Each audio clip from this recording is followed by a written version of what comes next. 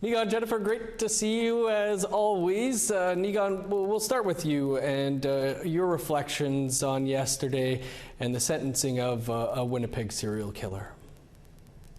At the moment of sentencing, after a long series of hearing of impact statements and other really important things that the community had to share, Chief Justice, or former Chief Justice, Court of King's Bench Justice Glenn Joyal asked now convicted serial killer Jeremy Skibicki to stand, asked 3 times. He refused. Finally, when his defense attorney told him to stand, he did. That is the perfect embodiment of Canada's treatment of this issue, embodied by this horrific trial. The fact is that at the end of all of this, a serial killer was allowed to perpetrate terrible, horrible crimes, almost got away with it. And if it wasn't for the fact that there was a long-standing series of activists, very loud people in the media, people who were making sure that police were held to account, there probably would be more cases like this. Every province has a case that looks like the Skibicki trial, whether it be a serial killer or not. There is an epidemic of violence against Indigenous women and girls, and we must speak about it. It is not suitable for this country to continue to refuse to take action on this issue.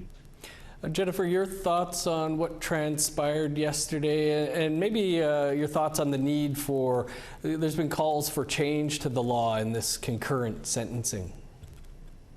I think that yesterday was a really monumental day for the families. This is probably a day that they've been waiting for some time, especially as the trial process went through. But Niigaan is right in the fact that I think about the advocacy that the family has had to do and the emotional toll that that has taken to not only fight for justice for their missing and murdered loved ones, but for fighting for the equality of Indigenous women and to be taken seriously. And, you know, this issue has been ongoing in this country for a very, very long time, and all levels of government need to have their eyes on this. And, you know, the concurrent sentencing, at the end of the day, I read the article that said he's able to apply for parole when he's 60 years old. Mm-hmm. And he still will have life left after that. And these family members are never coming home. So, you know, I'm not opposed to relooking at the law when it comes to people that, you know, commit heinous crimes and being able to serve their sentences concurrently like this. Jennifer, Niigaan, turning to another big issue that's come up this week in the news, and that's the delay of the meeting and the vote on the $48 billion child welfare reform package. Niigaan, what are your thoughts on the delay? I think when we look back, let's say a year, maybe 2, 3, maybe even 5 years from now, this will be the moment that in now national chief, former regional chief in charge of this portfolio issue, Cindy Woodhouse, this is an issue in which she has put a great amount of energy in taking leadership on this, oftentimes taking away from the work of Cindy Blackstock, who held this issue for such a long period of time. And because the AFN took such a strong, I'll say aggressive approach in getting this deal done, you missed many of the steps that Cindy Blackstock had been concerned about on the way: consultation, making sure the right people are at the table, and then finally, when the parameters of the agreement are forged, agreeing to certain things that just we seeing chiefs outright rejecting, the regional chiefs being only one of many voices that are rejecting that issue, but also Cindy Blackstock herself.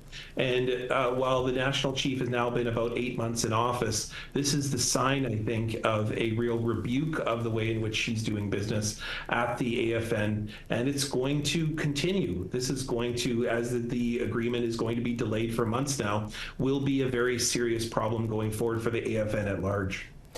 Jennifer, this is a file close to your heart and work. What are you hearing, and what's your take on this delay on the vote? Yeah, Bill C-92 has been something that I've been watching right from the beginning as a First Nations kid that was apprehended as an infant. And I don't look at so much as our chiefs are delaying and so much as they are spending more time considering. And, you know, Bill C-92 and child welfare is the closest that our nations have been to sovereignty since the Indian Act domesticating us. And this issue is huge. And, you know, I look at someone like Cindy Blackstock as a warrior for our people and somebody that has the best interests of First Nations kids in care at the forefront of everything that she does. And when she comes out, and number one, she wasn't included in this process. and comes out, having decades of advocacy on this issue and saying, listen, this deal is not what you think it is, and I think we need to reconsider, where our leadership is at on accepting this deal, that is monumental. And I think that there are a lot of, excellent concerns being raised by leadership that Niigaan echoed in terms of consultation and transparency and the clause that AFN needs to promote this within the deal, but also the fact that, where do we go from here? Nations are ready to get to work on this issue, but at the same time, should we undercut what we're rightfully owed and take a deal that maybe isn't in the best representation of our people? Jennifer Niigaan, we'll have to leave it there. Always appreciate your opinions. Thanks for being with us. Yeah, miigwech.